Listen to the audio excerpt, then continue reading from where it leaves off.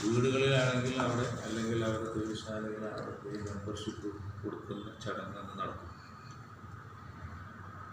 അതിന് ശേഷം 5-ാം തീയതി എസ്.ടിയുടെ സ്ഥാപക ദിനം. അന്ന് പതാകത്തിൽ ഉൾപ്പെടെയുള്ള പരിപാടികൾ, മണ്ഡല കൺവെൻഷനുകൾ, പരിപാടികൾ ഒക്കെ നടക്കും. മെയ് 20-ാം തീയതി അഖിലേന്ത്യാ പണിമുടക്ക് നടക്കും. ആ പണിമുടക്കിൽ ഇപ്രാവശ്യം തൊഴിലാളി യൂണിയനും UDF-ഉം എടുത്തിട്ടുള്ള നിലപാട് എല്ലാ വർഷവും സംയുക്ത ട്രേഡ് യൂണിയനായിട്ടാണ് അത് നടന്നുകൊണ്ടിരുന്നത്.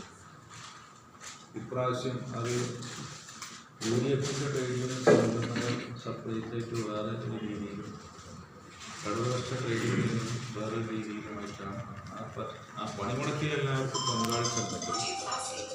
അതിൻ്റെ പ്രചരണ പ്രവർത്തനങ്ങളിലും മറ്റു സമര പരിപാടികളിലൊക്കെ തന്നെ പ്രത്യേകമായ സംവിധാനത്തിലാണ് ഇപ്രാവശ്യം ചെയ്തിട്ടുള്ളത്. കാരണം ഈ വരാൻ പോകുന്ന നിലമ്പൂർ ഒരു ഉപതെരഞ്ഞെടുപ്പ് വരാണ്, എംഎൽഎ തദ്ദേശ സ്വയംഭരണ സ്ഥാപന തെരഞ്ഞെടുപ്പ് വരാണ്, അത് കഴിഞ്ഞ അസംബ്ലി തെരഞ്ഞെടുപ്പാണ്. അപ്പോൾ അതിന് നമ്മുടെ പ്രവർത്തകർ ഇവരുമായിട്ട് മിങ്കിൾ ചെയ്ത് പോകുന്നതിന് ചെറിയൊരു അസ്വാഭാവികത നമ്മുടെ സംസ്ഥാന കമ്മിറ്റി, UDF സംസ്ഥാന കമ്മിറ്റി തന്നെ ചർച്ച ചെയ്യുകയും അതിൻ്റെ അടിസ്ഥാനത്തിലാണ് അങ്ങനെ തീരുമാനിച്ചത്. ആ പ്രവർത്തനങ്ങൾക്ക് അതിൻ്റെ വർക്ക് നടക്കും.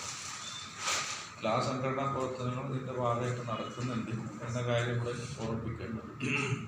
ഈ ജാഥയെ സംബന്ധിച്ചിടത്തോളം അത് വിജയിപ്പിക്കുന്നതിനാവശ്യമായ പ്രവർത്തനങ്ങൾക്ക് നേതൃത്വം നൽകും.